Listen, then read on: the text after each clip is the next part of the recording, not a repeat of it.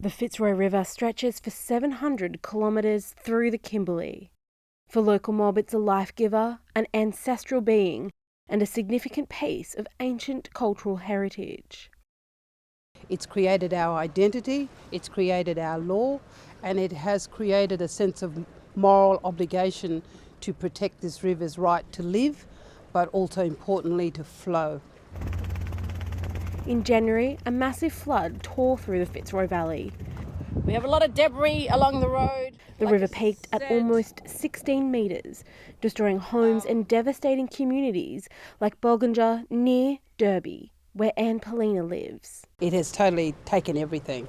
It's destroyed everything, all the white goods, all the furniture, all our bedding, all our food. More than 6 months on from the flooding, infrastructure is still a mess. Even now in September, we still are struggling to get the roads back to a state that they'll be ready for the next wet.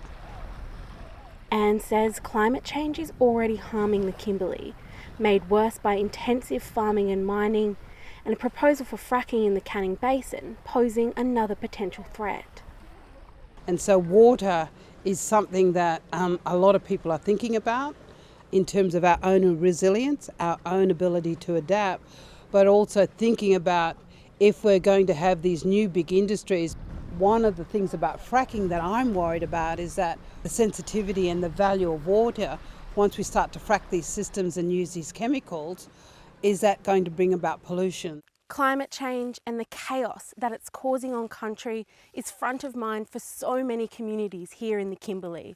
One group working on the front line are the Gooniyandi Rangers, who are monitoring their country for any changes.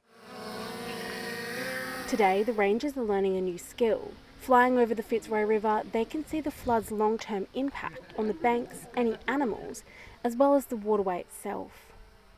Take photos and videos of our country, go flying around. See if any damages with the country, bring back feedback to the elders and all that. The Rangers are based in Fitzroy Crossing, about 400 kilometres east of Broome. January's flood destroyed Fitzroy Crossing's bridge. It hasn't been rebuilt yet. Daniel Carrington is from Mullaja, about 20 kilometres out of Fitzroy Crossing.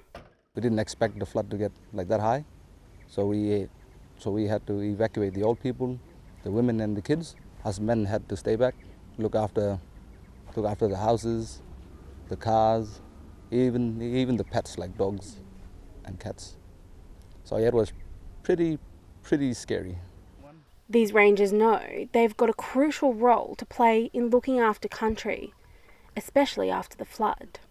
Whereas we got like pests like cows, horses, cats, wild dogs, and pigs and stuff. And then we're gonna have to look after areas with like wild weeds and stuff. And then we go out to collect the data and give it to other people to see the job we're doing out here.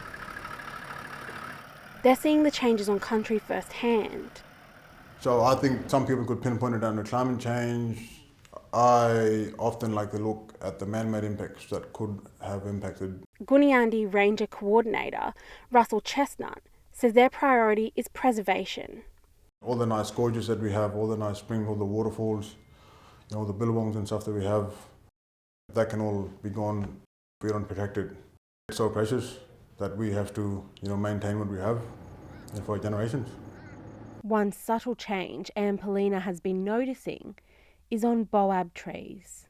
So looking at this tree now, what is it telling you? My brother says that they're holding the energy for themselves to preserve what's in that, to sustain a living system. And so they're not producing as much fruit, or even the size of the fruit is changing. Anne Paulina's big hope is if the voice to Parliament is successful, the voices of these rangers on the ground will be listened to. We need to be in the Constitution, but in terms of leadership, governance, just development, responding to climate change, climate chaos, we really need to set up regional-based mechanism that is inclusive of diversity.